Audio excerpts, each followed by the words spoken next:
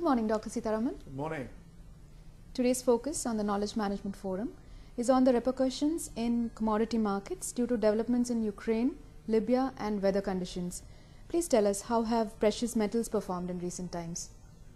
Well, it's up and down. You could see the peak of gold, 1385 in February, when the Ukraine tension was visibly shaking the world. And again, it has did come down when the US data has been revealing and this shows considerable improvement in terms of purchasing power, unemployment is reducing, and overall economic momentum is on. Now it's quoting at 1265 per ounce. And year to date, 5% gold has gone up. Silver has peaked at $23. Now it has come down to $19.6 per ounce.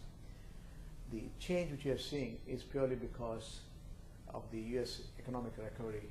The market pulse is believing the US easing is going to help for dollar strengthening, and obviously gold is being now quoting between 1.25 to 1.62.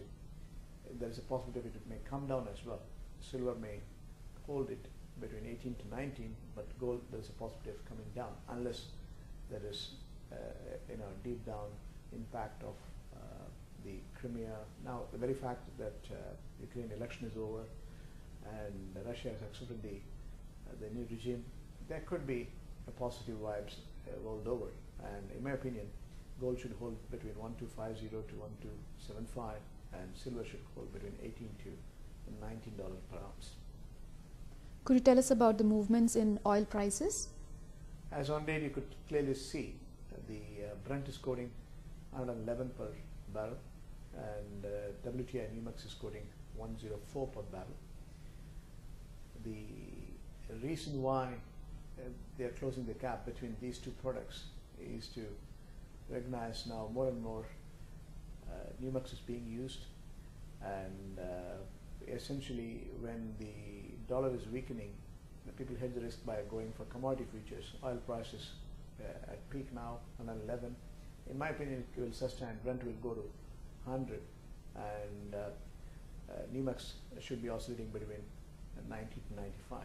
And that's the maximum I see in a couple of months' time. Once dollar gets strengthened, the US economic recovery is visible to the market. The oil price will marginally come down. How have gas prices performed, Dr. Seetharaman? As on date, it's quoting 4.5 per MMBTU. Clearly, it reached the peak 06 when in February, when Crimean annexations took place by Russians. That's very mixed signals. That's very disturbing signs as well. But the US economic recovery, and again, the summer is on, and the gas supply world over is marginally improved. It should hold between 4.25 to 4.5 per MMBTU. Could you tell us about the recent performance in industrial metals? Industrial metal, let us take into three items. One is copper, another one is nickel, another one is aluminum. Copper is, as on date, you could see 7017 is the number we are seeing, and that's per ton. When it comes to aluminum, it is 1707 is what we are seeing. 1788 is the number we have seen off late per ton again. And nickel is phenomenally high. But the bigger picture is the copper price has gone up year to date. Nickel has gone up almost 40% in real terms, almost 19,542. That's purely because of the shortage, and the industrial manufacturing in China is also slowly but steadily picking up. But copper should hold at 7,000, and aluminum might go up because of the industrial production expansion. So there is the possibility of holding it between 17 to 18, and nickel should come down.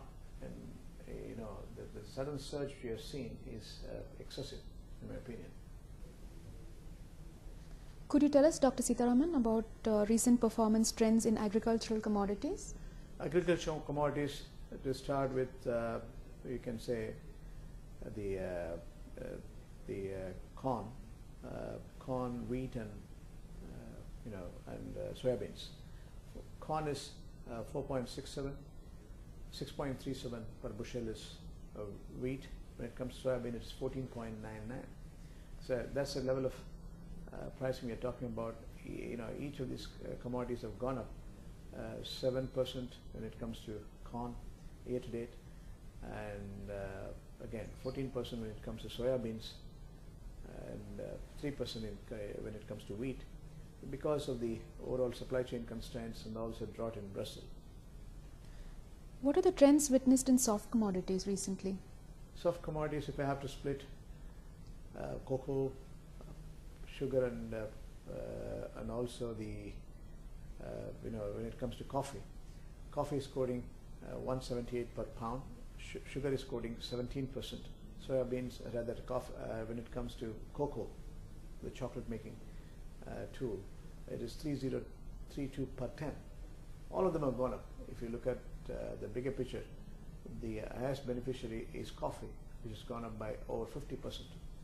That's because of the Brazil drought and supply chain constraints. We have limited coffee supply this year, but in my opinion, it should come down. 178 per pound year-to-date increases over 50% is very, very high.